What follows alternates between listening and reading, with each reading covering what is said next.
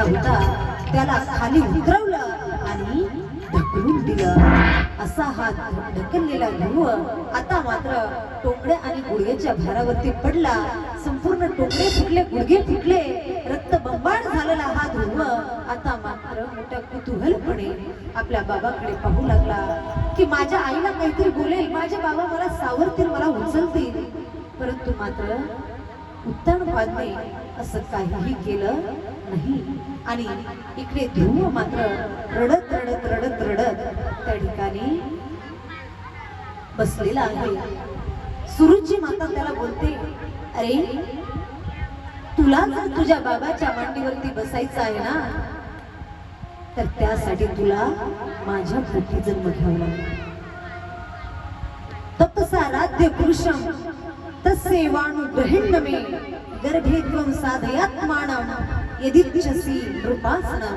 तुला जर तुझ्या बाबाचं आसन पाहिजे आहे तर त्यासाठी तू मर, देवाची विनंती कर आणि माझ्या पोटी जन्म घे, मगच तू तुझ्या बाबाच्या मांडीवरती बस. एवढं ऐकलं ध्रुव अत्यंत दुःखी झाले. दुःखी कष्टी झालेले ध्रुव रडत रडत रडत रडत आपली आई सुनीतीकडे गेली.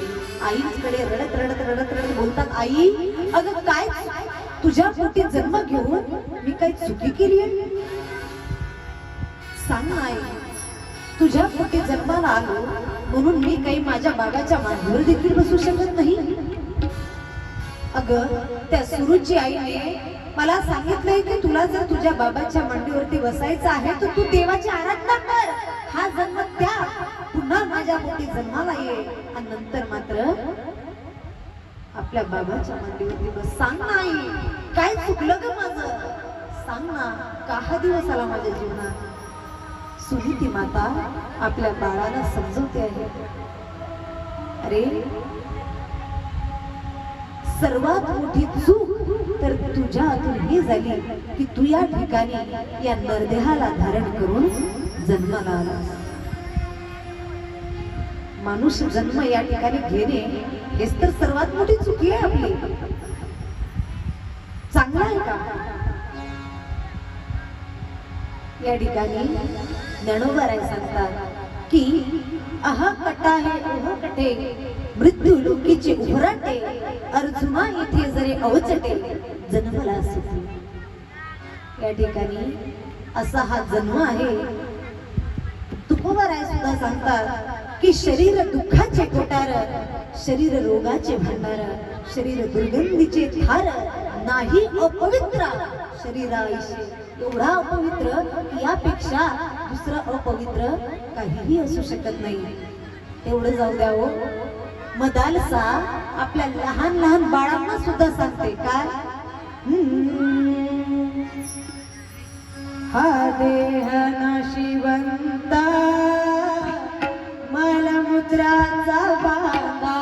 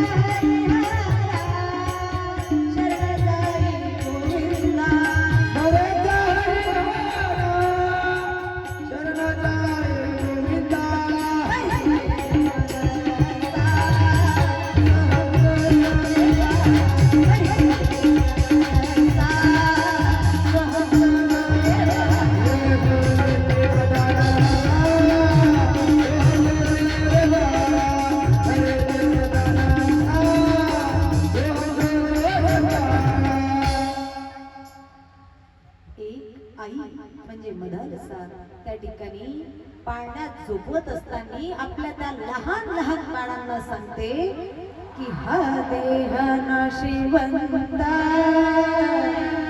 मलमूत्राचा बांधा, वरी चर्म घातले कर्म कीटकाचा परत रव रव दुर्गंधी रे अमळतीचा बांधा. मग याला पवित्र करण्याकरिता स्मरता हरिहरा शरण जाई गोविंदा बरी येते मदालसा सोहम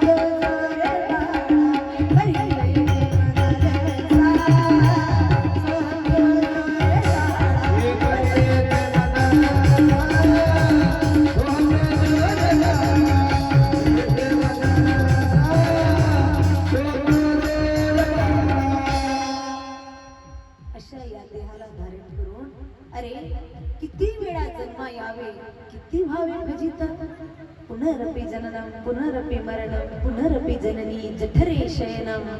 परत परत परत परत जन्माला यायचं आणि परत परत मृत्यूच्या दारात जायचं. या ठिकाणी तुमचा आमचा जन्म होणे हेच तर सर्वात मोठी चूक आहे. आणि हे बाळा त्यातल्या त्यात माझ्या पोटी तू जन्माला आलास हे तुझी दुसरी चूक आहे. कारण तुझ्या पित्याला मला पत्नी म्हणून काय तर दासी म्हणून सुद्धा स्वीकारण्याची लाज वाटते. एवढी दुर्दैवी मी आहे आणि माझ्या पोटी तुझा जन्म झालेला आहे. परंतु हरकत नाही बाळा. अरे या नश्वर पदासाठी का दुःखी होतोस? अरे जर तुला काही पाहिजेच आहे ना मग त्या हरीला शरण जा आणि मग ते जे तुला स्थान देतील ना त्या स्थानाची बरोबरी किंवा त्या स्थानावरून तुला उचलू काय तर कोणी हलवू सुद्धा शकणार नाही. आता मात्र 5 वर्षाचे ध्रुव बाळ आणि आईच्या मुखातून ऐकतात की भगवंताला शरण जा. आणि आता तेवढं ऐकून लहानशी चिमुकले ध्रुव बाळ आपल्या आईला विचारतात की आई हे भगवंत कुठे राहतात ग? सुनीती माता सांगते बाळा भगवंत रानावनामध्ये राहतात, जंगलात पहाडामध्ये राहतात. ध्रुवाने निश्चय केला की आता मी रानावनात जाणार, जंगलात पहाडात जाणार आणि त्या ठिकाणी भगवंताला शरण जाणार, भगवंताचे उपासना करणार, भगवंताची प्राप्ती करून घेणार. कारण माता पिता गुरु प्रभू की वाणी बिनही विचार करू शुभ जाणे. कसल्याही प्रकारचा विचार त्यावरती करू नये. जर आई बाबांनी बोललेला शब्द, गुरूंनी बोललेला शब्द आहे तर अजिबात शंका न घेता आम्ही त्यांच्या शब्दांचं पालन केलं पाहिजे. ध्रुवाने तेच केलं आणि आता मात्र घनश्याम तुम्ही ढूंढणे जाऊ कहा कहा. आणि म्हणून राणा मना चिमुकल्या पावलांनी आणि अनवानी आता मात्र हे ध्रुव बाळ रात्रीच्या काळोखी अंधारात आपल्या महालातून निघतात आणि वनाची वाट चालू लागतात. जसे चालत असतात सर्व देवी देवतांना ही बातमी पकडते आणि त्यामध्ये नारद मुनी मात्र या ध्रुवाच्या समोर येऊन प्रगट होतात. ध्रुवाच्या समोर नारदजी आले आणि नारदजीने ध्रुवाची परीक्षा घेतली. विचारतात की हे बाळा कोण तू आणि कुठे चालला? सांगितले की मी उत्तानपाद पुत्र ध्रुव आहे आणि भगवंत प्राप्तीसाठी रानावनात जंगलात चाललेलो आहे. नारद मुनींना या चिमुकल्या ध्रुवाचे शब्द अगदी हृदयाला पाझर पडून गेले. परंतु मात्र परीक्षा घ्यायची होती नारद मुनींना. नारद मुनी म्हणतात अरे रानावनात देव नाही, त्या अगोदर तर बब्बर शेर करते. बरं त्या रानावनात जाऊ तू खाणार तरी काय? अरे राहणार कुठे? ध्रुव बाळ नारद मुनींचे हे प्रश्न ऐकतात आणि सांगतात की अजगर करे ना चाकरी, सर्प करे ना का, दास मनू का कह गे सबके दाता राम. तुम्ही म्हणताय ना की काय खाणार तर ऐका. जब दांत नहीं थे मुख में तब दूध दिया, अब दांत दिया तो कुछ और भी देगा. दास मनू का कह गे सबके दाता राम. अरे पण तू राहशील कुठे? त्या जंगलामध्ये शेर असतात, ते बरोबर शेपूला खाऊन टाकतील. पुन्हा ध्रुव बाळ फार सुंदर उत्तर देतो, जाको राखे साईया मार सके ना कोय, बालन बाका कर सके सब जग बहिरी होय. जर रक्षण करता तो आहे तर माझ्या केसाला सुद्धा धक्का लागणार. नारद मुनींच्या लक्षात आलं की निश्चय दृढ आहे की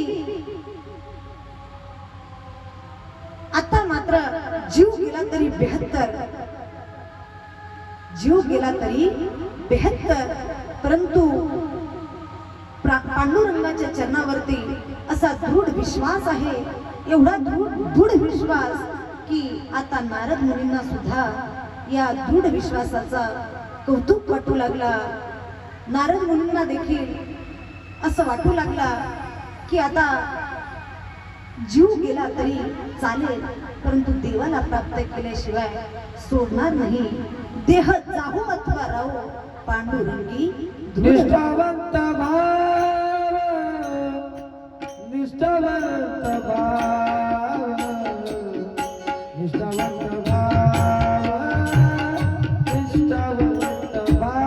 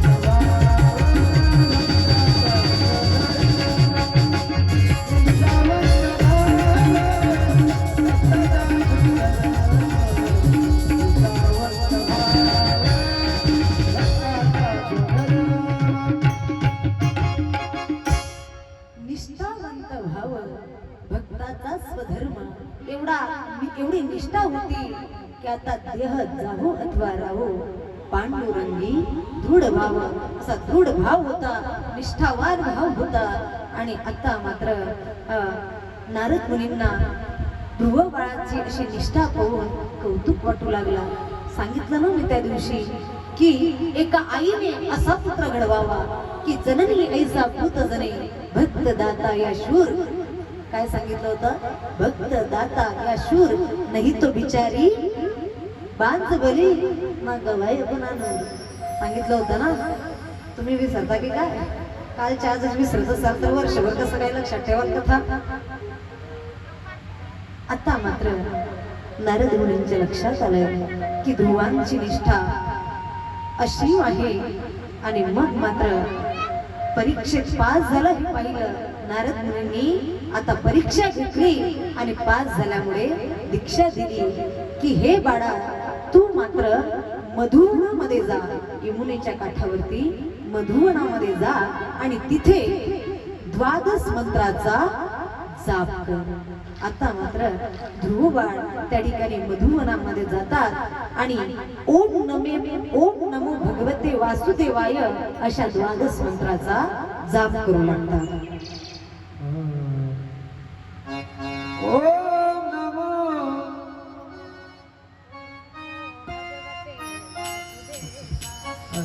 ओम नमो भगवते वासुदेवाय. ओम नमो भगवते वासुदेवाय.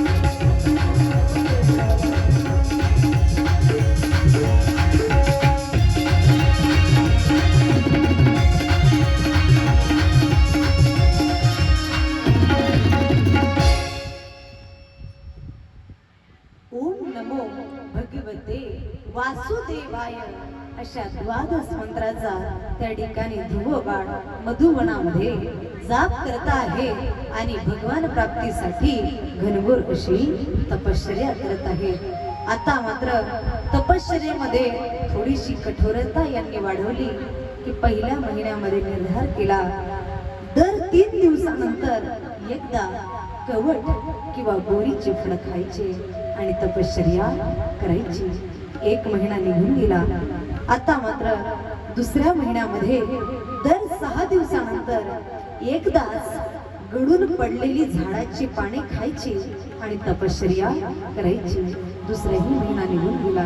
तिसऱ्या महिन्यामध्ये दर 9 दिवसानंतर एकदाच पाणी प्यायची आणि घनघोर तपश्चर्या करायची.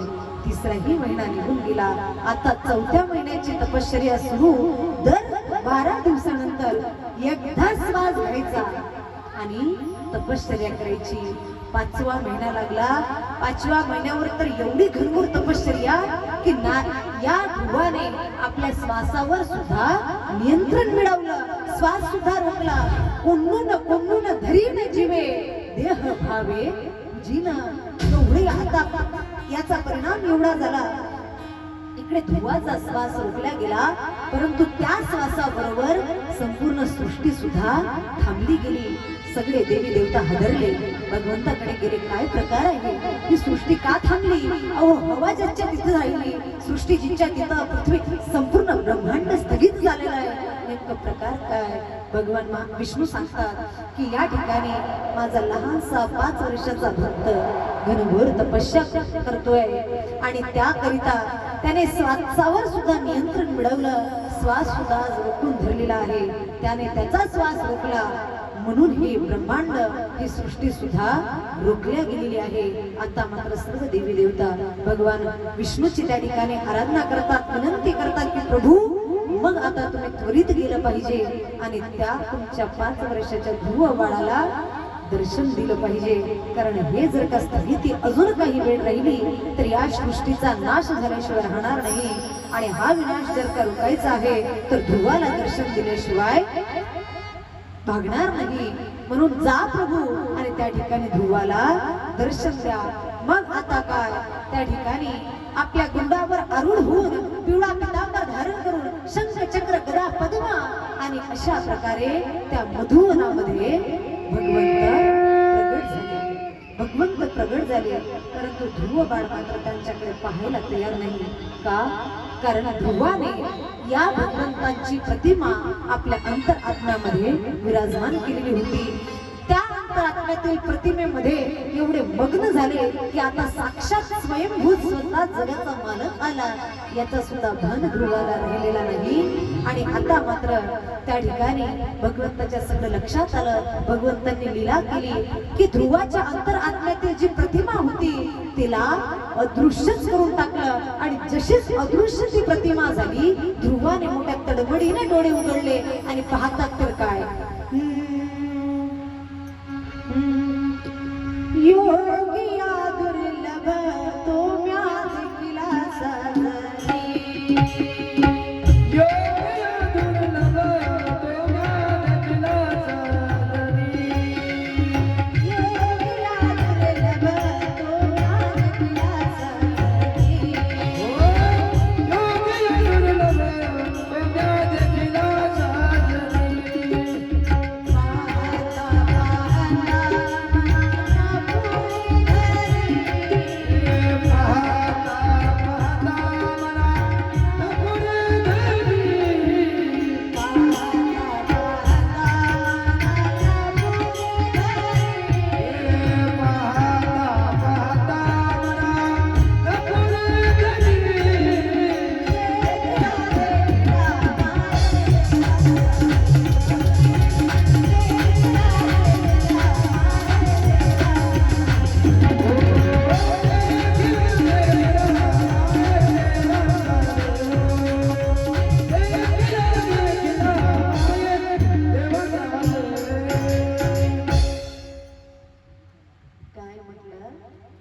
जो योग्यांना सुद्धा दुर्लभ आहे.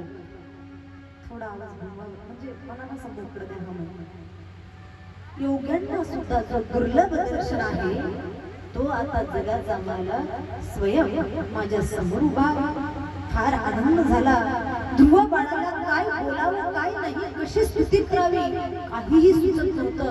खूप स्तुती करावं वाटत होती, खूप बोलावं वाटत होता, परंतु शब्द मात्र मुखाच्या बाहेर पडत नव्हते. या ठिकाणी महाविष्णूंनी यांच्या अंतर आत्म्यातली भावना ओळखली की ध्रुवाला अनेक प्रकारे माझी स्तुती करायची आहे, परंतु शब्द मात्र सुचत नाही, बोल मात्र फुटत नाही. म्हणून आपला पांचजन्य शंख ध्रुवाच्या गळाला स्पर्श करवला. चमत्कार असा झाला की पोपट जसा पटापटा पटापटा बोलावा तसा हा ध्रुव भगवंताची स्तुती करू लागला. योऽन्तः प्रविश मम वाचमिमां प्रसुप्तां सञ्जीवयति किल शक्तिधरः स्वधाम्ना अन्यांशहस्तचरणं श्रवणत्वगादिन् प्राणान्नमो भगवते पुरुषास्तुभ्यम्. एवढी सुंदर त्या ध्रुवाने भगवंताची स्तुती केली. आता मात्र भगवंत प्रसन्न झाले आणि भगवंत प्रसन्न झाल्यानंतर ध्रुव बाळाला निहाळू लागले, मोठ्या कौतुकाने पाहू लागले. ध्रुव बाळ म्हणतात की देवा, अहो तुमच्यासारखा कृपा निधान मी अजूनपर्यंत पाहिलेला नाही. न बोलता माझ्या अंतःकरणातील भावना कशी काय घडली. अहो तुमच्याकरिता मी तर काही पाऊलं चालत आलो, तुम्ही सरळ वैकुंठावरून इथे आले. काय कृपा निधान आहात तुम्ही, केवढी कृपा निधान आहात.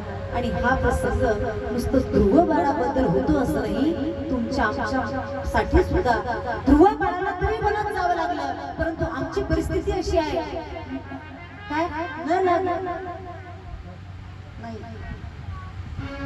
न जागा. हा ध्रुव बाळाला त्या ठिकाणी वनात जावं लागलं भगवंताच्या प्राप्तीसाठी, परंतु आता आमच्यासाठी भक्ती एवढी सुलभ झालेली आहे की न लगती सायास जावे वनांतरा सुखी येतो घरा नारायण. फक्त एक पाऊल तुम्ही त्याच्या दिशेने टाका हो, 10 पाऊल नको रे. भगवंत पडत आल्याशिवाय राहणार. तुम एक कदम बढ़ो मैं 10 कदम बढ़ूंगा, तुम एक कदम बढ़ो मैं 10 कदम बढ़ूंगा.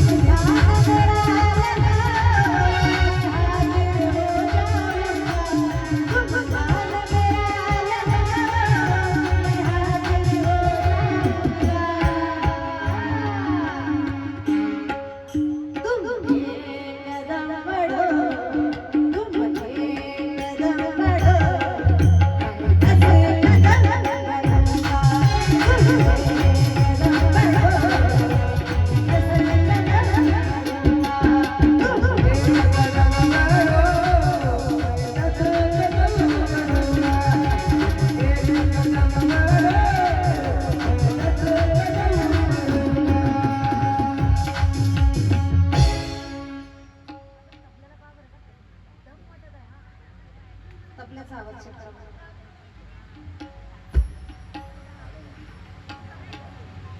अशा प्रकारे त्या ठिकाणी भगवंत एवढे कृपा निधान आहे की एक पाऊल जरी आपण त्यांच्या दिशेने टाकलं तर ते 10 पाऊल आपल्या दिशेने टाकल्याशिवाय राहत नाही. आता मात्र बोलू नका ग, बोलू नका.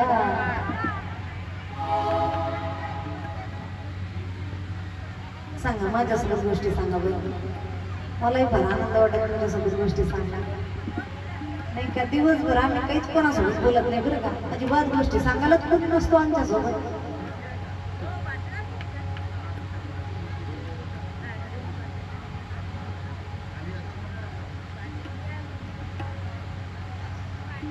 आजीला बाबा पाहिजे का अजून काही पाहिजे. बोलू नका, बोलू नका. आता मात्र भगवंत या ठिकाणी ध्रुवबाळावरती अत्यंत प्रसन्न होतात आणि ध्रुवबाळाला म्हणतात, हे बाळा काय मागायचं असेल ते मागून घे. ध्रुवबाळ सांगतात, नाथ दे की पद कमल तुम्हारे अब पूरे हुए सब काम हमारे.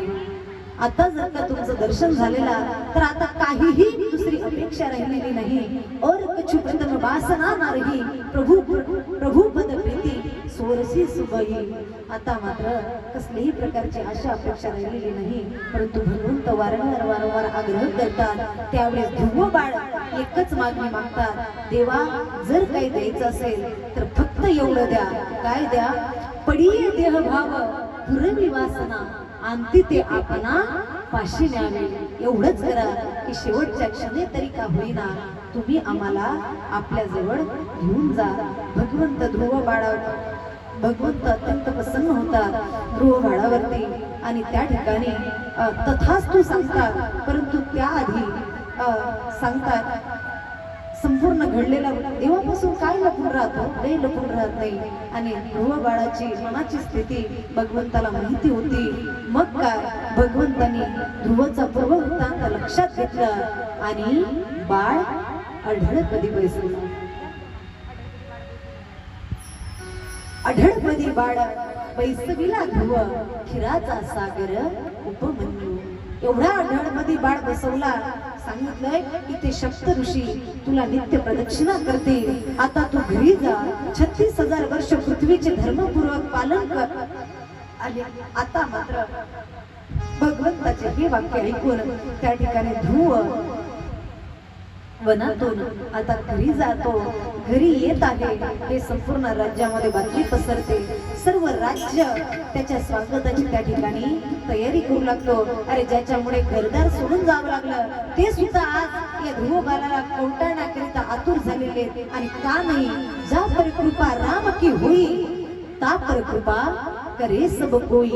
ज्याच्यावरती साक्षात जगाच्या मालकाची कृपा झालेली आहे त्याच्यावरती या सामान्य जीवांची कृपा काय मोठं नवल आहे. आता मात्र ध्रुव हळूहळू लहानाचा मोठा होऊ लागला. राज्याभिषेक झाला आणि पुढे त्याचा लग्न देखील झाला. त्याला 2 पत्न्या भ्रमी आणि इला. भ्रमीला 2 पुत्र कल्प आणि वत्सल, इलेला उत्कल आणि 1 मुलगी. याला एक भाऊ होता जो उत्तम बाबाच्या मांडीवरती बसलेला. याचा मृत्यू यक्षांच्या हाताने झाला. ध्रुवाने यक्षांचा बदला घेण्यासाठी त्यांना मारू लागले. स्वयंभू म्हणू म्हणजे यांचे आजोबा त्या ठिकाणी येतात आणि त्यांना रोखतात. पुढे बद्रिकाश्रमामध्ये जाऊन हे मृत्यूच्या पायावरती मृत्यूच्या डोक्यावरती पाय ठेवून अढळपदी विराजमान होतात. जगा काळ खाये आम्ही माथा दिला पाय. अशा प्रकारे जगा काळ खाये आम्ही माता दिला पाये. आम्ही माता दिला पाये. आम्ही माता दिला पाये. जगा काळ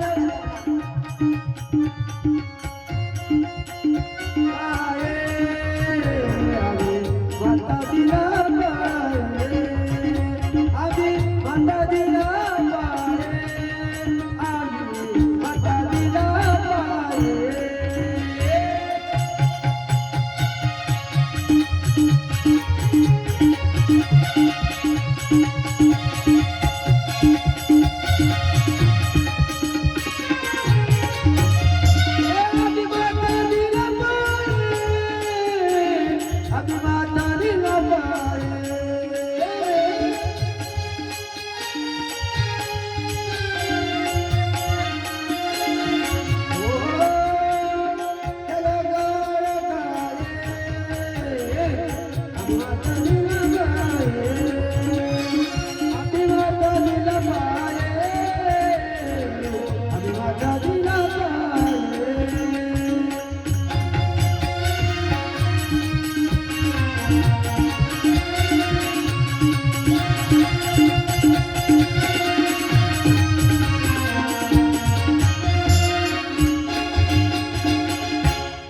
अशा प्रकारे या ठिकाणी त्या ध्रुवाबद्दल शुभदेव मुनी राजा परीक्षिताला सांगतात आणि आता मात्र राजा परीक्षित या ठिकाणी मनु आणि शत्रुपांचे दुसरे पुत्र प्रियव्रत यांच्याबद्दल विचारू लागतात.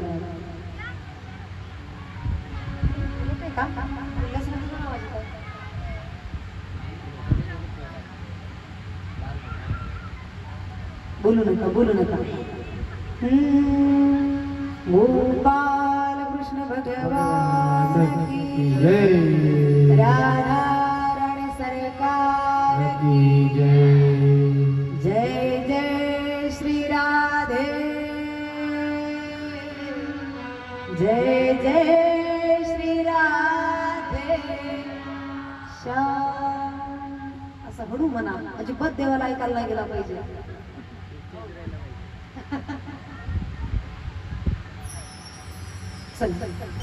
आता मात्र सुखदेवजी स्वयंभू मनुच्या दुसरे पुत्र म्हणजे प्रियव्रत यांचं वंशवर्णन सांगू लागतात की हे राजन, हा जो प्रियव्रत आहे हा 11 अर्बुद वर्ष पृथ्वीचं राज्य करतो. याला वाटलं की रात्र ही 12 तासाची आहे आणि रात्र झाल्यामुळे 12 तास उगीच वाया जातात. मी पहिल्या दिवशी तुम्हाला सांगितलं असेल, हे 12 तास उगीच वाया जातात, म्हणून मी या रात्रीला दिवसात परिवर्तन करेल असं त्यांनी निर्धार केला. त्यासाठी एक रथ निर्माण केला. रथेन ज्योतिर्मयेन रजनीमपी दिनीम करिष्यामि.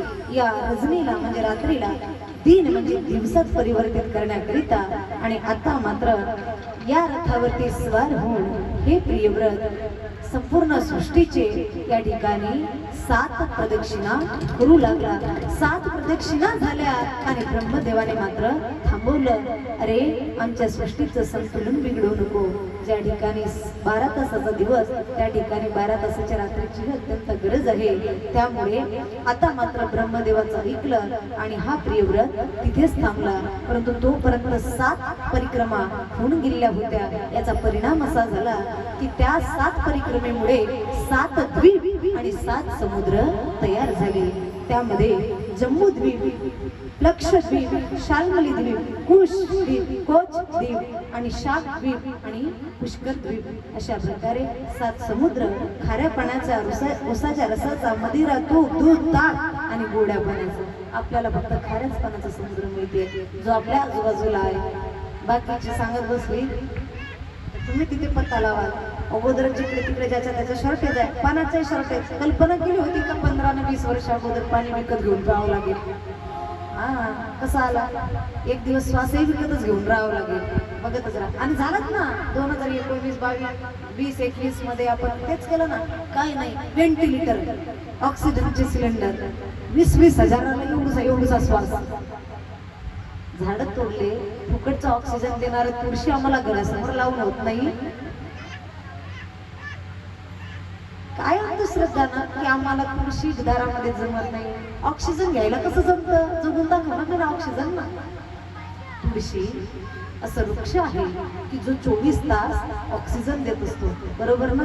आणि आपल्याला जगण्यासाठी काय उपयोगी आहे की कार्बन डायऑक्साईड घेता तुम्ही झाडांसारखे. आम्ही वृक्षतोड करतोय, आम्ही पर्यावरणाचं संतुलन बिघडतोय, मग याचे फळ तर भोगावेच लागतील ना. आता मात्र त्या ठिकाणी या प्रियव्रतला 2 पत्न्या बहिष्मती आणि येला 10 मुलं अग्निंद्र पद्मजीवी दिव्य बहु महावीर हिरण्यरेता ऋतपृष्ठ सवन मेळा तिथे विधिहोत्र आणि कवी एक मुलगी होती ऊर्जस्वती तिचा लग्न दैत्यगुरु शुक्राचार्यांसोबत होतो आणि यांना देवयानी नावाची एक कन्या प्राप्त होते। या देवयानी पासून पुढे पांडव कौरव यदु विदू हे सगळे यदुवंश या देवयानी पासून आहे तुम्हाला सगळं पाहायला मिळेल पुढे। आता मात्र या ठिकाणी कवी महावीर सवन हे ब्रह्मचारी होतात। उरलेल्या 7 मुलांमध्ये हे 7 प्रियव्रत वाटून देतो आणि स्वतः मात्र निघून जातो। यामध्ये मोठा अग्निंद्र असतो याचा विवाह पुरुचित्ती अप्सरासोबत होतो। यांना 9 मुलं होतात नाभि किंपुरुष हरिवर शैलावृत रमणे हिरण्यकुरु भद्राश्व आणि केतुमान। आता या एक द्वीप याला जो मिळतो त्याचे 9 खंड करतो आणि 9 मुलांमध्ये वाटून देतो। त्यामध्ये सर्वात मोठा मुलगा नाभी याला अजनाव खंड मिळतो। नाभीचा विवाह मेरुदेवी सोबत होतो आणि यांच्याच पोटी साक्षात महाविष्णूंचा ऋषभदेव अवतार होतो। बोलिए ऋषभ भगवान की। आता मात्र या ऋषभदेवांचा विवाह इंद्रकन्या जयंती सोबत होतो आणि यांना भरत इत्यादी 100 मुलं होतात। किती मुलं तुमच्यापैकी आहेत का कोणाला? 100 मुलं। याच्या अगोदर आपण कोणाला होते असं ऐकलं 100 मुलं? कोणाला होते? बरं एवढा गेल्या 3 दिवसामध्ये आलं का 100 मुलं? वर्णन आलं का 3 दिवसात? कोणाचा आला होता? कोणाला होते 100 मुलं? पौर्णिमा ताई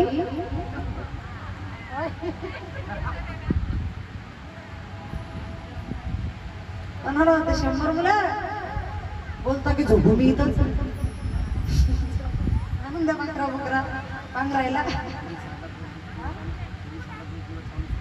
हा तुम्ही जोपर्यंत सांगत नाही आम्ही सुरूच करत नाही म्हणते आम्ही इथंच झोपतो। बोला बोला कोणाला होते 100 मुलं? हा शाबाश टाळ्या वाजवा एवढं तर करा। कौरवांना होत्या कोणाला होते?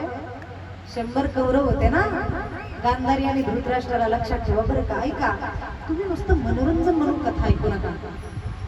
इथे स्पेशली बसलेल्या स्टुडंट लोकांना सांगते आहे कारण हे नुसते स्पिरिच्युअलिटी गोष्टी नाही हे आपल्या भविष्य घडवणाऱ्या गोष्टी आहेत। तुम्ही केबीसी प्रोग्राम पाहत असणार त्यामध्ये आपल्याच देशात काम करणारी ऍक्ट्रेस होती तिला आपल्या धार्मिक विषयी एक प्रश्न विचारला। किती रुपयासाठी विचारला असेल कल्पना करा बरं।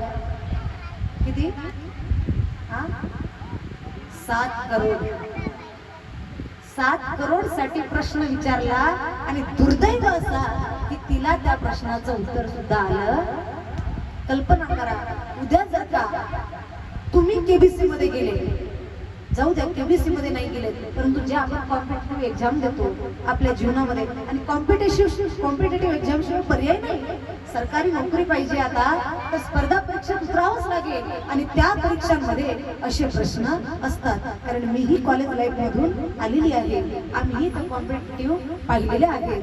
फक्त फरक एवढा की आम्हाला नोकरी करायची नाहीये।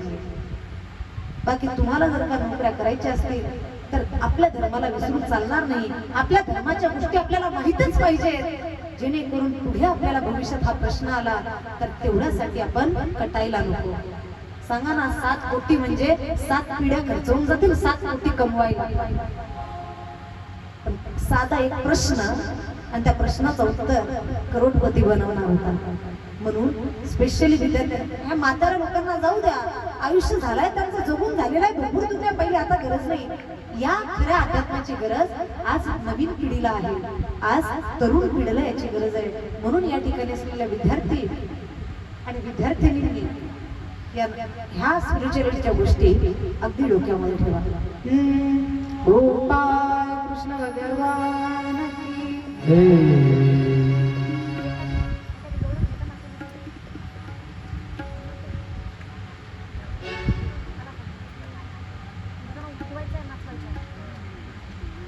चला 2 मिनिट सुंदर असं भजन घ्या। भजनाकरता सर्वांनी आपापल्या जागेवरती उभे व्हा आणि पुढील गतीला मग प्रावधान द्या। चला सगळे उभे व्हा आपापल्या जागेवरती।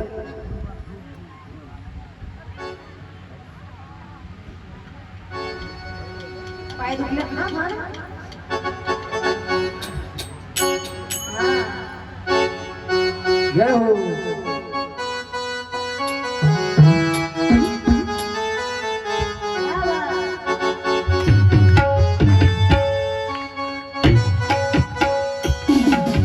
आलू द्या मला आता. तुमच्या गावातील लोकांना नाचायची खूप आवड आहे म्हणे. नाचा बरं. राधे हो, राधे राधे, राधे राधे हो, राधे राधे. बोला.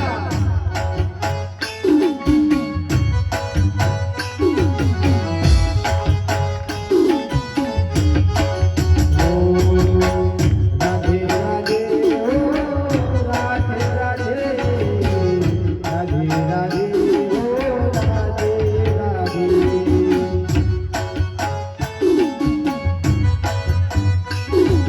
इकडे मागचे मागचे आलू द्या बाई.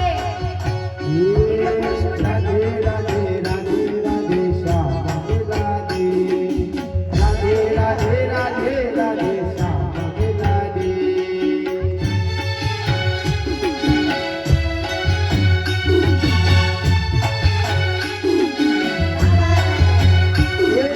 श्याम राधे घन श्याम राधे श्याम राधे घन श्याम राधे. राधे राधे हो, राधे राधे, राधे राधे हो, राधे राधे, राधे राधे हो, राधे राधे, राधे राधे हो, राधे राधे.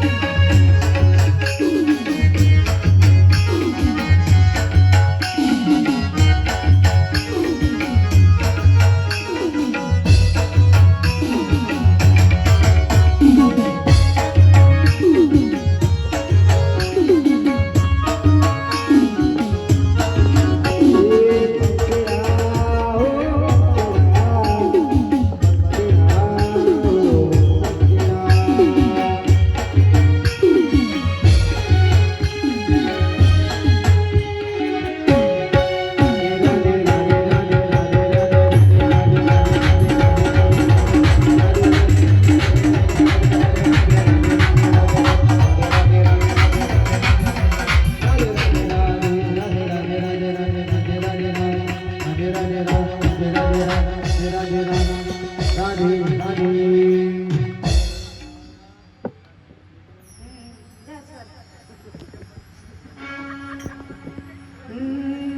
गोपाल कृष्ण भगवान की.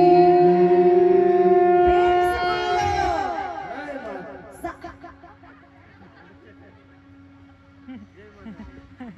प्रेम से बोलो राधे प्रेम से बोलो जोर से बोलो सारे बोलो मिलकर बोलो आता राहू द्या बसा खाली.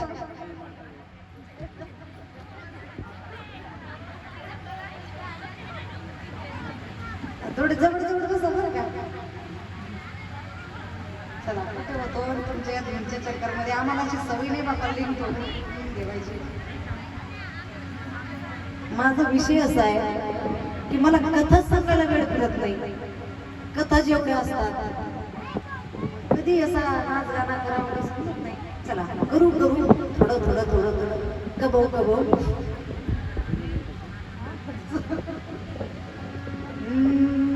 सांगा आता मी कुठं होते माझा विसर सगळं.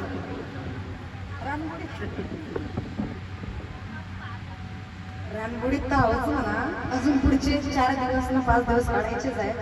विषय काय होता हा भरताचा काय झाला त्यांना. महाविष्णूचा अवतार. या ऋषभदेवाला पाहून इंद्राला ईर्ष्या झाली. या ऋषभदेवांनी त्यावेळेस आपल्या तपोबलाच्या साह्याने पाऊस पाडलेला होता. लोक अगोदर विश्वास करायचे नाही. आज ज्यावेळेस आमचे वर्ल्ड सायंटिस्ट कृत्रिम पाऊस पाडतात तेव्हा लोकांना विश्वास बसते की खरंच ऋषभदेवाने पाऊस पाडला असेल. अरे आपला सायन्स नंतर आहे, अगोदर अध्यात्म आहे. जिथं अध्यात्म थांबतो जिथं सायन्स थांबतो तिथं अध्यात्म. अरे सायन्स नव्हतं तेव्हाही अध्यात्म आहे. जेव्हा सायन्स नसणार तेव्हाही अध्यात्म असणार आहे. नेमकं सायन्सचीच निर्मिती अध्यात्मातून आहे. कुठे तुम्ही सायन्सला पुढे घालता. मी सुद्धा सायन्सची विद्यार्थी आहे. मी BSc MSc झालेली आहे. आम्ही सायन्स पाहिलेलं आहे परंतु अध्यात्म पुढे आहे. आमचं या ठिकाणचं ज्ञान तत्वज्ञान एवढं मोठं आहे की बाहेरच्या देशातील पाश्चात्य फॉरेन कंट्रीला सुद्धा त्याचा हेवा वाटू लागतो आणि आमच्या देशापासून आम्हाला त्याचा कौतुक नाही. शोकांत जाऊ द्या. आता मात्र यांच्या पोटी भरत इत्यादी 100 मुले झाली. 100 मुलांवर होतो आपण.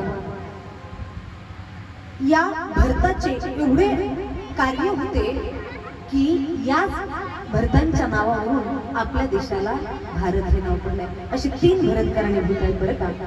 ऋषभनंदन भरत, शकुंतलानंदन भरत आणि दशरथ नंदन भरत. या 3 भरतांनी आपल्या कर्तृत्वाचा ठसा असा काही उमटवला की या देशाला सुद्धा स्वतःला भारत म्हणून संबोधन करताना अभिमान वाटू लागला. हा भारत देश एवढा पुढील पावन मंगलमय असलेला देश आहे. या भारतामध्ये असं वर्णन केलं जातं की भरत खंडे नरदेह प्राप्ती हेतू परम भाग्याची संपत्ती. या भारतामध्ये जन्माला येणं हे आमच्या अहोभाग्याची संपत्ती आहे आणि त्यातल्या त्यात महाराष्ट्रामध्ये जन्माला येणं ते परम भाग्याची. कारण महाराष्ट्र ही संतांची भूमी आहे. आपल्या महाराष्ट्रामध्ये डाल डाल पर सोने की चिड़िया करती है बसेरा. ओ भारत देश है मेरा, ओ भारत देश है मेरा. जो सत ऐसा वो धर्म का पग पग लगता देरा. ओ भारत देश है मेरा, ओ भारत देश है मेरा. जय भारत धर्म का पग पग लगता देरा. वो भारत देश है मेरा, वो भारत देश है मेरा.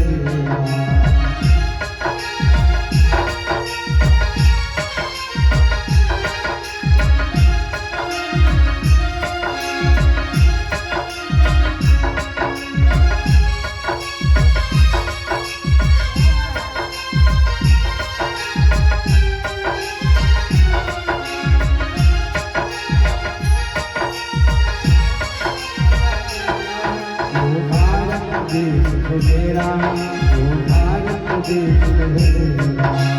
भारत भारत.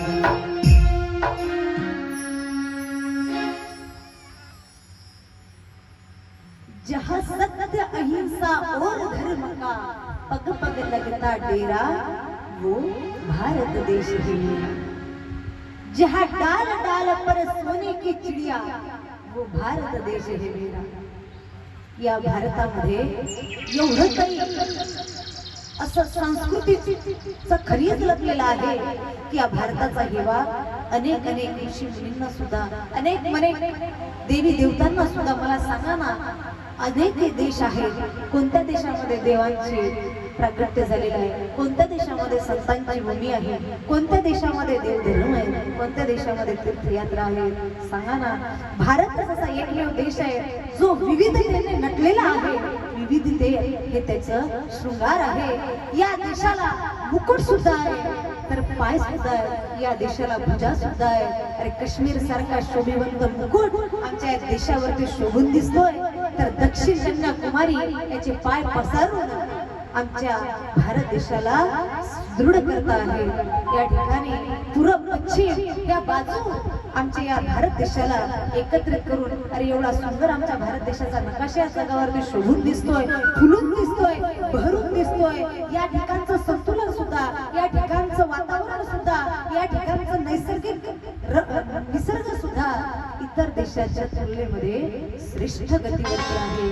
मला सांगा, बऱ्याच देश पाहिले आपण, कोणत्या देशाचे लोक नुसते गोरेच गोरे, कोणत्या देशाचे लोक नुसते काळेच काळे, कोणत्या देशाचे लोक अगदीच लहान आहेत, कोणत्या देशाचे लोक अगदीच उंच आहेत. परंतु आमचा भारत देश असा आहे की या जगाच्या पाठीवरती आमचा भारतीय माणूस शोभून दिसतो आहे. याला कारण की अनुकूल असं वातावरण फक्त आणि फक्त आमच्या भारत देशामध्ये आहे. इथे आमच्या लेण्या आहेत, इथे आमचे पर्वत आहेत, इथे आमच्या गंगा जमुना आहे. अरे या देशाच्या मातीमध्ये आम्ही प्राण्यांना सुद्धा माता म्हणतो आहे, आम्ही जमिनीला सुद्धा पूजतो आहे. हा आमचा भारत देश आहे. आणि अशा या भारत देशामध्ये फार सुंदर असा एक राज्य, तो म्हणजे आमचा महाराष्ट्र राज्य आहे. महाराष्ट्र राज्याबद्दल तर एवढं बोलतात, एक कवी फार सुंदर वर्णन करतो.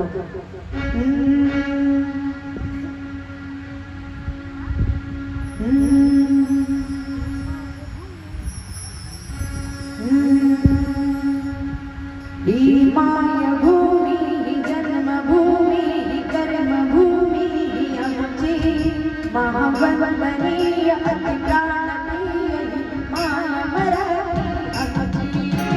मायभूमी, जन्मभूमी, कर्मभूमी, ही आमची महावंदनीय अतिप्राणप्रिय माय मराठी आमची.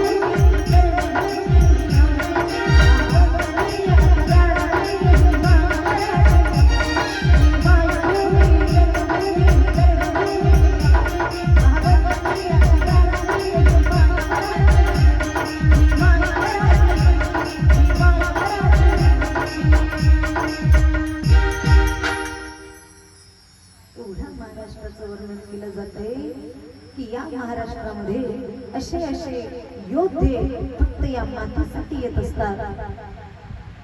राकट देशा कणखर देशा दगडाच्या देशा प्रणाम माझा घ्यावा हे श्री महाराष्ट्र देशा. एवढं महाराष्ट्राचं महत्व या ठिकाणी सर्वांनी सांगितलेलं आहे आणि आम्ही त्या महाराष्ट्रामध्ये जन्माला आलो हे आमचं परमभाग्य. आता मात्र या ठिकाणी भरतनंदन भरत वगैरे आता ऋषभदेव भरताच्या हातात सर्व राज्य कारभार देतात. पंचजनी सोबत त्यांचा विवाह होतो आणि सुमती राष्ट्र सुदर्शन आवरण धूम्रक घेतो असे 5 पुत्र त्यांना प्राप्त होतात. 1 कोटी वर्ष राज्य करतात भरत आणि लक्षात येते की संसाराचे ओझे वाहता लागल असे मरणाला. एवढा ओझा कधीपर्यंत आणि जास्त जर का मोह धरला तर ज्ञानोबा राय सांगतात की मोह धरिल्या ऐसे होईल अस्थि प्रतिष्ठा जाईल आणि परलोकही अंतरेल इहलोकी. त्या ठिकाणी जास्त मोह धरला तर परलोक सुद्धा म्हणजे परमधाम भगवंताचा सुद्धा अंतरे. म्हणून आता मुलांबाळामध्ये आपली संपत्ती वाटली आणि स्वतः मात्र गंडकी नदीच्या काठावरती पुलश्य आश्रमात हरिहर क्षेत्री दिवस काढू लागले. आता मात्र त्या ठिकाणी आपले नित्य कर्म करण्याकरिता गंडकी नदीवरती गेले आणि प्रणव मंत्राचा जाप करत नदीच्या काठावरती बसलेले आहे. तेवढ्यातच एक हरिण पाणी पिण्याकरिता आले. हरिण पाणी पिते आहे आणि तेवढ्यातच एक वाघाची डरकाळी त्या हरिणीच्या कानावरती ऐकायला आली. हरिण घाबरली आणि लगेच या काठावरून त्या काठावर उडी मारली. परंतु ती गरोदर होती, उडी मारत आहे त्याच वेळेस तिच्या पोटातील गर्भ पाण्यामध्ये पडला आणि स्वतः मात्र नदीच्या पलीकडे जाऊन मृत्युमुखी पडली. आता मात्र भरताने हा संपूर्ण दृश्य पाहिला आणि नदीमध्ये जो गर्भ पडलेला होता, हरणाचा पाडस पडलेला होता, ते उचलण्याकरिता नदीमध्ये प्रवेश केला. बाळाला बाहेर काढलं, त्या हरणाच्या पाडसाला बाहेर काढलं, आपल्या आश्रमामध्ये नेलं आणि त्याचा फार सुंदर अशा प्रकारे संगोपन करू लागला. आता संगोपन करत आहे, इकडे भक्ती मात्र कमी झाली. एक दिवस तर असं आलं की भक्ती कायमची संपली आणि फक्त या पाडसावरच प्रेम होऊ लागला. उठता बसता खाता पिता फक्त तो हरणाचाच चिंतन करू लागला. शेवटची वेळ आली तरी मात्र चिंतन हरणाचाच झाला. याचा परिणाम असा झाला की त्यांना पुढील जन्म हा हरणाचा घ्यावा लागला. कारण जन्म घेणे लागे वासनेच्या संगे. म्हणून हा जडभरत राजा हरणी गर्भा गेला, घाला तो हाताला वासनेने. अशा प्रकारे आता मात्र परंतु हरणाच्या गर्भात हरणाच्या जन्माला गेल्यानंतरही भक्तीचा फळ यांना असा होता की पूर्वजन्माची प्रचिती होती. कारण भक्ती बीज पालकी नाही, जो जुग जाय अनंत उच्च नीच घर अवतरे होय संत का संत. त्या ठिकाणी आता मात्र पूर्वजन्मीची कल्पना होती. म्हणून आता आपल्या या हरणाच्या देहाला त्यागण्याकरिता फुला आणि पुलश्य ऋषीच्या आश्रमामध्ये राहून जीवन व्यतीत करू लागले आणि एक दिवस त्याही देहाला त्यागून पुन्हा जन्म घेतला. तो म्हणजे अंबरीश गोत्रातील आत्मज्ञानी व सद्गुणी ब्राह्मणाच्या दुसऱ्या पत्नीच्या ठिकाणी. आताही मात्र पूर्वजन्माची प्रचिती होती. म्हणून यांनी विचार केला नवीन कर्म करू नये. जड बुद्धीसारखे वागू लागले म्हणून नाव जडभरत असा पडला. कोणाचंच काही ऐकत नव्हते, कोणाचंच काही काम करत नव्हते. आता मात्र सावत्र भावांच्या खाली सावत्र भाऊ सुद्धा खर्चड करायचे. क्षेत्राकाला पाठवलं तर तो त्या चिडियांना म्हणायचा की राम जी की चिडिया राम जी का खेत खाली चिडिया भरभर पेट. सगळ्यांना आता मात्र भाऊ त्रस्तून गेले. काय करावं दिलं सोडून. तेवढ्यात एक डाकूचा सरदार पुत्र प्राप्तीसाठी भद्रकालीला मनुष्य बळी देण्याचा निर्धार करून मनुष्य शोधत होते. लक्ष या जडभरताकडे गेली. यालाच पकडला आणि भद्रकालीच्या मंदिरामध्ये नेलं. अभिषेक सगळं केलं. आता बली देणार. तेवढ्यातच भद्रकाली प्रगट झाली. साधू अवघ्या कृत भवानी करे कल्याण अखिल की हानी.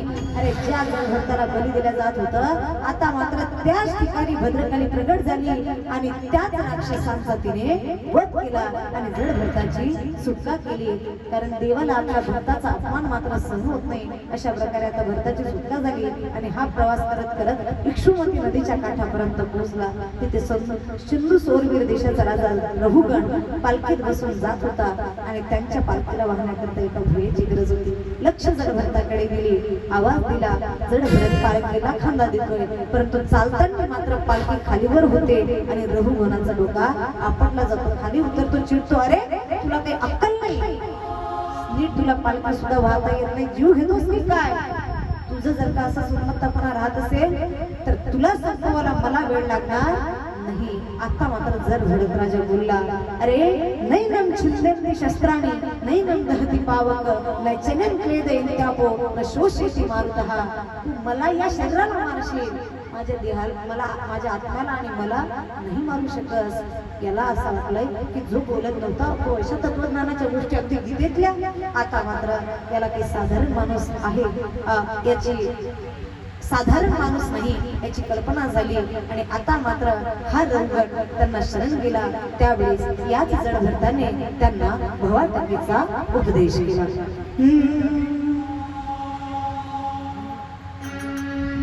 गोपाल कृष्ण भगवान की. आता म्हणे काही अपेक्षा म्हणे नाही. संत चरणारज लागता सहज वासनेची बीज जडून जाय कसल्याच प्रकारची वासना राहिलेली नाही. आणि अशा प्रकारे रघुगणाचा सुद्धा उद्धार या ठिकाणी या जड भरताने केला. जर तू तुझा उद्धार करून घेतला नसतास हे रघुगणा तर तुला नरकात जावं लागलं असतं. आता मात्र राजा परीक्षितांचे कान टवकारले. म्हणले शुद्धीव मुनीला विचारतात, प्रभू हे नरक म्हणजे काय? सांगितले नरक म्हणजे पापी दुराचारी लोक त्यांच्या कर्मांची शिक्षा देणारा निरपेक्ष न्यायालय आहे. येथे न्यायाधीश हे यमराज आणि धर्मराज राहत असतात. म्हणजे यमराज आणि धर्मराज दोन व्यक्ती म्हणजे नाही.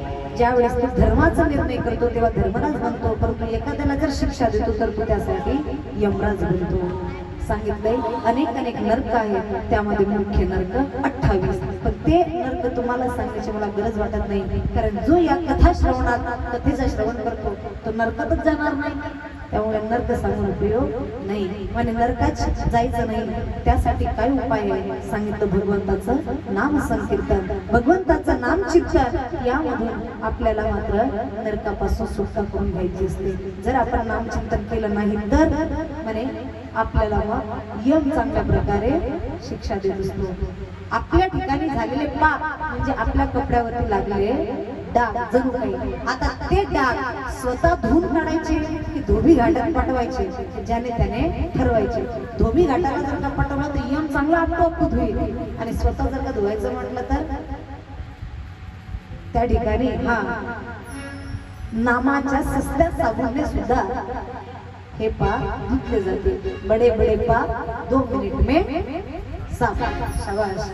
अशा प्रकारे कारण कलियुगाचा महिमाच ते आहे. नाम संकीर्तन साधन पुढे सोपे जडतील पापे जन्मांतरीचे. आणि आता याचं उदाहरण देताना शुद्धीव मुनी राजा परीक्षितांना अजामीळ उपाख्यान सांगतात.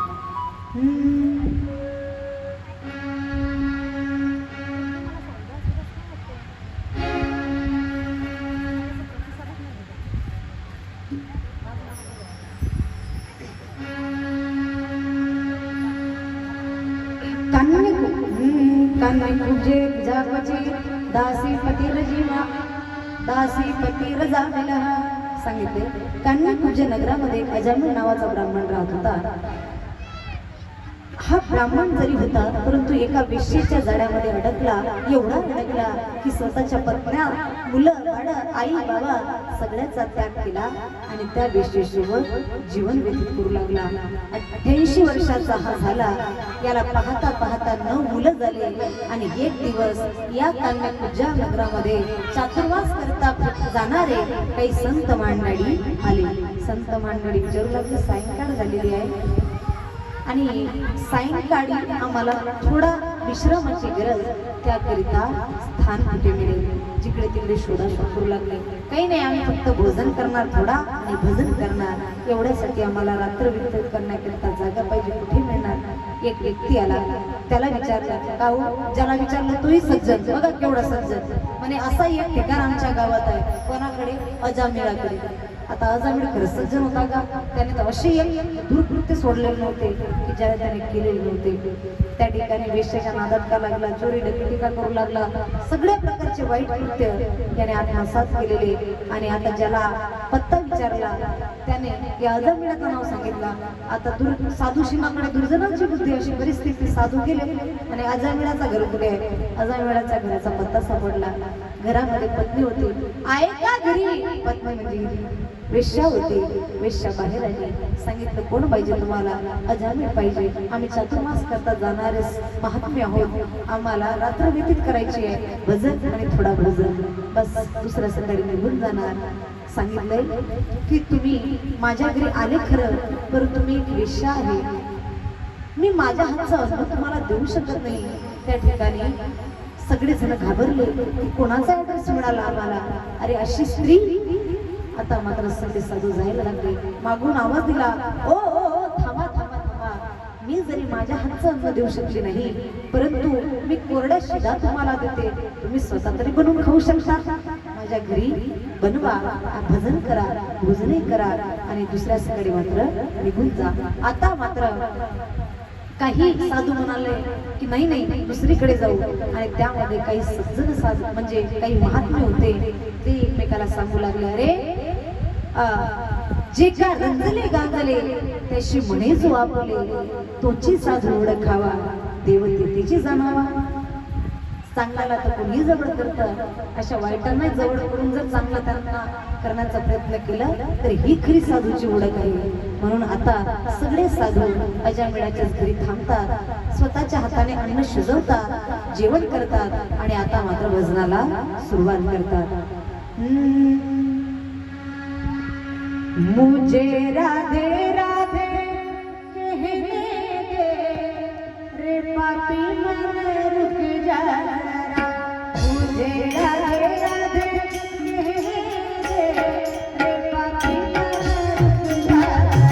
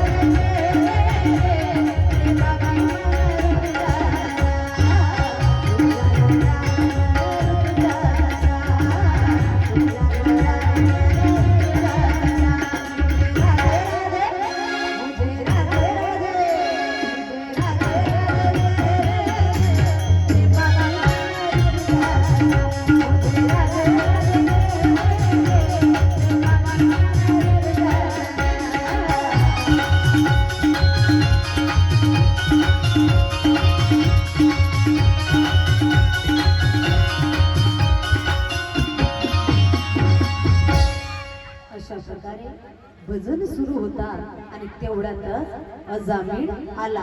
अजामिळाने पाहिलं माझ्या घरात आणि भजन, हा मात्र ओरडायला लागला, हे कोणी म्हणाला तुम्हाला? त्याचा आवाज त्याच्या ऐकून ऐकला म्हणजे त्या वेश्येने आणि ती लगेच घरातून बाहेर आली. "ऐ!" ही ओरडली आणि काय झालं ओरडाला, पण यांना कोणी बोलावलं आणि मी बोलावलं आणि तू बोलावलं नव्हती. मग 4-5 दिवस बायकोचा धाक. आता मात्र त्या ठिकाणी भजन झाला, रात्र निघाली आणि दुसऱ्या सकाळी साधू महात्मे आपापल्या घरी जाणार. तेवढ्याच साधूंनी आवाज दिला म्हणे, "अजामिळ ये इकडे." "का रे?" "आम्ही तुझ्या घरी भजन केला, भोजन केला आणि भोजन केल्यानंतर पात्राला दक्षिणा लावण्याची परंपरा आहे." "ए, जसं तुमच्या गावामध्ये नाही का, प्रत्येक घरी गेल्यानंतर आम्हाला फार सुंदर जेवण देता, नाश्ता देता, काही वस्त्रदान करता, दक्षिणा देता, अशीच पद्धत सत्काराची आहे. सगळ्या साधू मुलींबद्दल अशी पद्धत केली जाते." आता मात्र अजामिळाच्या घरात असं आदरातिथ्य झाला नाही. त्या ठिकाणी अजामिळाला हे साधू महात्मे म्हणू लागले की आम्ही तुझ्याकडे भजन केलं, भोजन केलं आणि तू मात्र आमच्या त्या ठिकाणी पात्राला दक्षिणा लावली नाही. अजामिळ म्हणतो, "अरे, भूताकडे भूत मागताय का? माझं काम काय आहे? चोरी करणे, डकेटी करणे, मारहाण करणे. तुम्हाला लुटलं नाही, तुम्हाला मारहाण केली नाही, हेच तुमची दक्षिणा समजा." कोण म्हणाला? अजामिळ. साधू म्हणले, "हरकत नाही, नको देऊ तू दक्षिणा, आम्ही तुम्हाला देऊ." यांना शांत ठेवा, नाही तर उठून बसवा.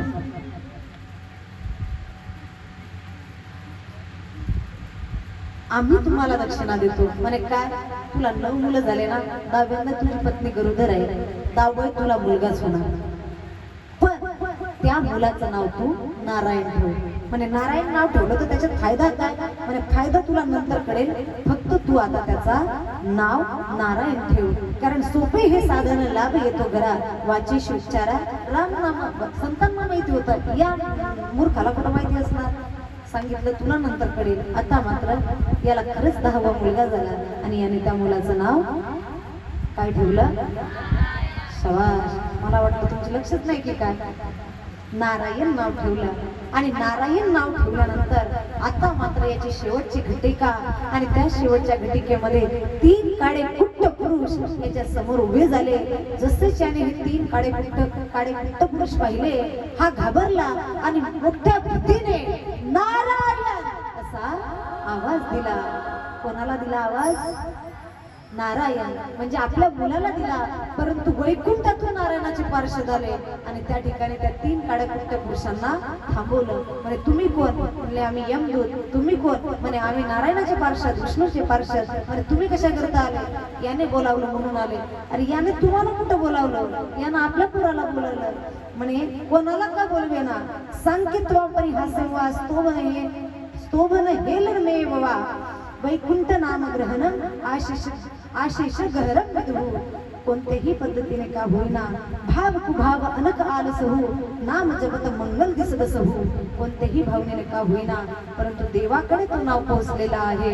याने जरी आपल्या मुलाचं नाव घेतला असला तरी तो नाव नारायणाचा होता.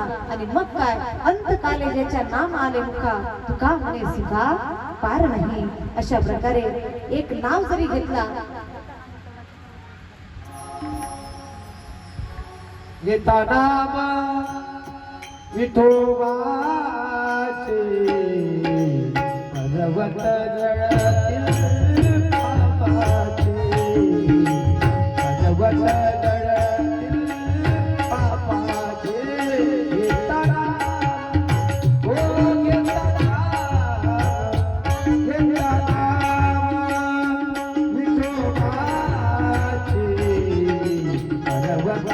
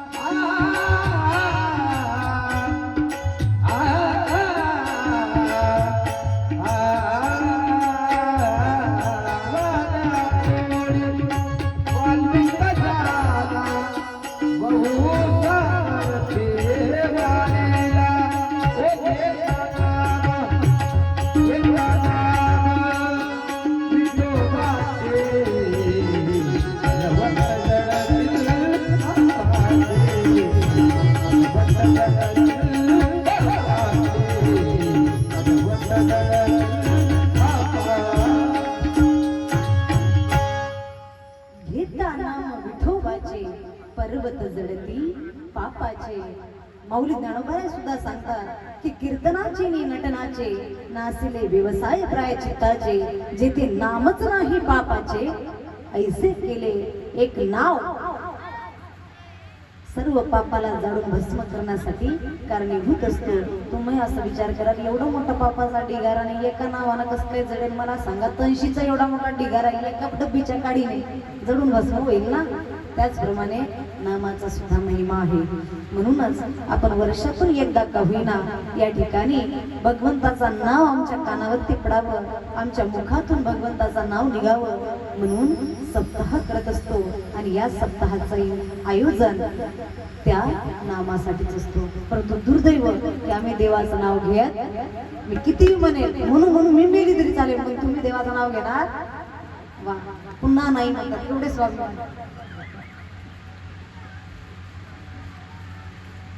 देवाचं नाव मुखात येण्याकरिता हे चला घ्या देवाचं नाव. किशोरी कुछ ऐसा इंतजाम हो जाए, किशोरी कुछ ऐसा इंतजाम हो जाए, किशोरी कुछ ऐसा इंतजाम हो जाए, किशोरी कुछ ऐसा इंतजाम हो जाए. जुबा में राधा राधा नाम हो जाए, राधा राधा नाम हो जाए. जुबा में राधा राधा नाम हो जाए, किशोरी कुछ ऐसा इंतजाम हो जाए, किशोरी कुछ ऐसा इंतजाम हो जाए.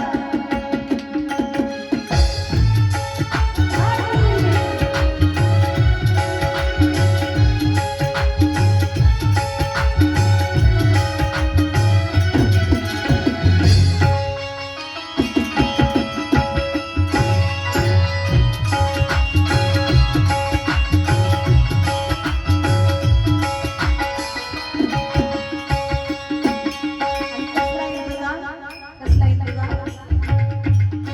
मी एकटीच नाव घेऊ का? तुम्ही घेता ना? माझ्या मागून घ्या. जुबा पे राधा राधा राधा नाम हो जाए,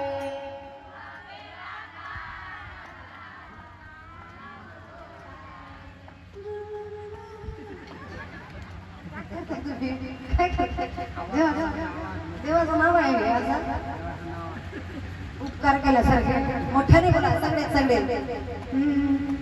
जुबा पे राधा राधा राधा नाम हो जाए,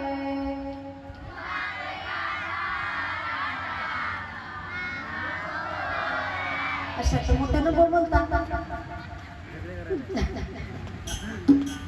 मोठ्याने असा रांगोळीतला आवाज उतरपर्यंत गेला पाहिजे. जुबा पे राधा राधा राधा नाम हो जाए,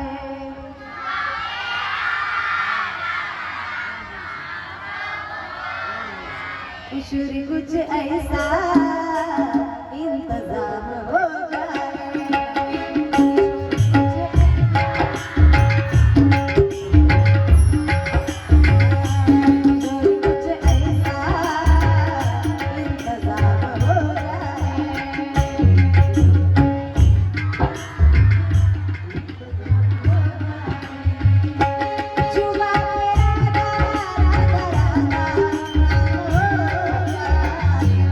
जुबा पे राधा राधा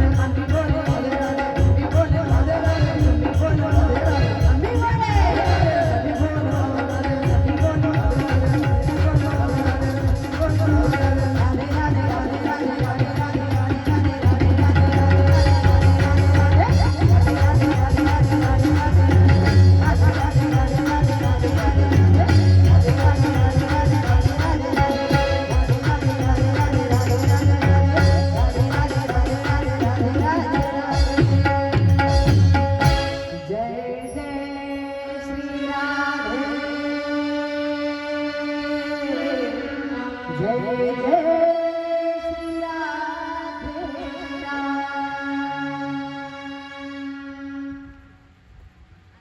घेतला का देवाचं नाव? घेतला? देवा बघ रे भाऊ, ज्याने नाव घेतलं त्यांचा उद्धार कर, ज्याने नाही घेतलं असं मी अजिबात म्हणत. चला आता मात्र अशा प्रकारे नामाचा महिमा तुझं न कळो मेघ श्यामा, तुझ्या नामाचा महिमा तुझा न कळो घनश्यामा. अशा प्रकारे परिस्थिती देवाला सुद्धा देवाच्या नावाचा महिमा माहिती नाही. इकडे राजा परीक्षित मात्र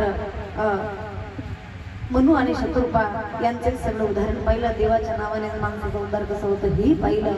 परंतु हिरण्याक्षाने पृथ्वी रसातडाला नेलेली होती आणि त्यांचा वध वराह अवतार भगवंतांनी केलेला होता. मग हिरण्यकश्यपूचा काय झाला राजा परीक्षित हे विचारतात. त्यावेळेस श्रुद्धेव मुनी सांगतात की ज्या वेळेस हिरण्याक्षाचा वध झाला, इकडे हिरण्यकश्यपू मात्र बदल्याच्या आगीमध्ये जळू लागला. त्याने तर घनघोर अशी तपश्चर्या केली. सगळ्यांना सांगू लागला, अरे तो विष्णू आपला दुश्मन आहे, कोणीही त्याला पूजणार नाही.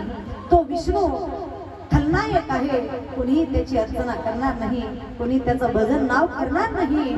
या ठिकाणी आजपासून तुमचा देव मीच आहे. अशा प्रकारे सर्व प्रजेला हा हिरण्यकश्यपू बजावून सांगू लागलेला. आणि सगळी प्रजा आता मात्र या हिरण्यकश्यपूला घाबरून राहिलेली आहे. हा अजून बलशाली होण्याकरिता घनघोर तपश्चर्या करू लागला. प्रतिशोधाची अग्नी हृदयामध्ये प्रज्वलित होते आहे आणि वारंवार वाढते आहे. सांगितलं मी अत्यंत बलशाली होणार आणि आपल्या भावाच्या मृत्यूचा बदला त्या महाविष्णूकडून घेणार. घनघोर अशी तपश्चर्या करू लागला.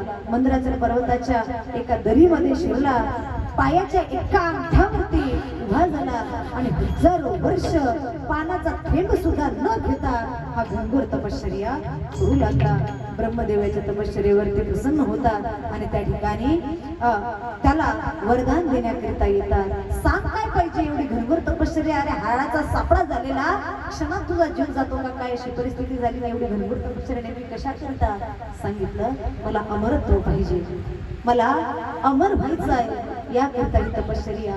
ब्रह्मदेव म्हणाले मला सुद्धा अमरत्व नाही, मलाही एक दिवस मरावं लागणार आहे आणि तुला पण अमरत्वाचं वरदान देऊ म्हणते ते देऊ शकत नाही. मग आतापर्यंत जे काही सजीव सृष्टी, जे काही जीव जंतू आहे या ठिकाणी, या कसल्याही कोणाच्याही हाताने कोणत्याही वस्तूने माझा वध होऊ नये असं वरदान द्या. ब्रह्मदेव तथास्तु म्हणतात आणि त्या ठिकाणून निघून जातात. आता मात्र हा अत्यंतच उन्मत्त होतो की मी एवढा बलशाली झालोय, सगळ्यांना त्रास देत फिरतोय. आता एवढं स्वर्गावरती स्वारी केली, इंद्रासनावरती विराजमान झाला. इंद्र मात्र याच्या ठिकाणी नोकरी करू लागला, वरून पाणी भरू लागला. वर देणारा साक्षात ब्रह्मदेव त्या ठिकाणी या हिरण्यकश्यपूची चाकरी करू लागला. सगळीकडे हाहाकार झाला. सगळे देवी देवता विष्णूकडे गेले. ब्रह्मदेवाकडे पाहून विष्णू म्हणाले की तुला एवढं गाजा करायला नेमकं सांगतो तरी कोण? बिना कामाचे वरदान देतो, उपाधी करून ठेवतो म्हणे. मी अवतार घेत नाही म्हणे, घ्यावं लागेल. सांगितलंय की माझ्या भक्ताला जेव्हा त्रास होईल तेव्हाच मी या ठिकाणी अवतार घेईल. आता मात्र भक्त येणार कधी? हिरण्यकश्यपूचा विवाह कयदू सोबत झाला. त्यांच्या ठिकाणी 4 पुत्र तयार झाले, सल्लाद, अनुलाद, लाद आणि प्रल्हाद. आता प्रल्हाद मात्र हा देवाचा भक्त होता. नेहमीच देवाच्या भक्तीमध्ये लीन राहायचा. जणू काही छीन लिया मेरा भोला सामान, राधा रमण प्यारो राधा रमण. आता मात्र हा प्रल्हाद बघून लहानाचा मोठा होऊ लागला. हिरण्यकश्यपूला वाटलं आपल्या मुलाला शिक्षण दिलं पाहिजे म्हणून त्याने दानव विश्वविद्यालय या ठिकाणी पाठवलं. तिथे शिक्षक म्हणून होते शंड आणि अमर शुक्राचार्याची मुलं. त्यांच्या हाताखाली हा मात्र आता दैत्य शिक्षण शिकू लागला. परंतु प्रल्हादाला मात्र त्या शिक्षणामध्ये इंटरेस्ट नव्हता. ते सतत देवाचं भजन करायचे आणि त्या ठिकाणी त्या ठिकाणी सतत हे प्रल्हादजी देवाच्या भजनामध्ये रममान राहायचे. सतत देवाचं भजन यांच्या मुखामध्ये राहायचं.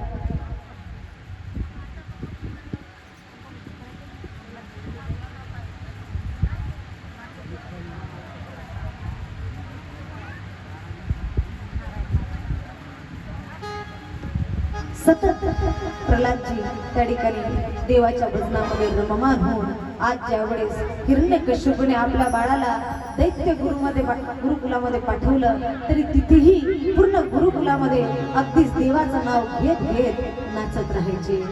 आता तेच प्रल्हादजी आपल्या ठिकाणी सुद्धा देवाचं नाव घेत घेत नाचत येत आहेत. बघा, फक्त प्रल्हादजींना पाठवा. नारायण नारायण श्रीमन नारायण नारायण नारायण.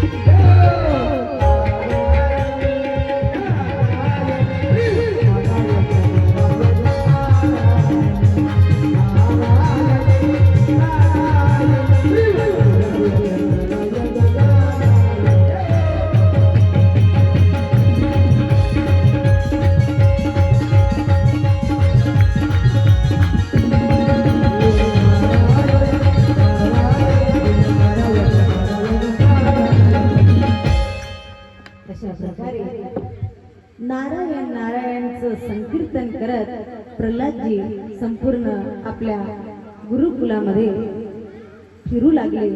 आणि तेवढ्यातच आता एक दिवस, बोलू नका ऐ ऐ ऐ रानमुडीकर,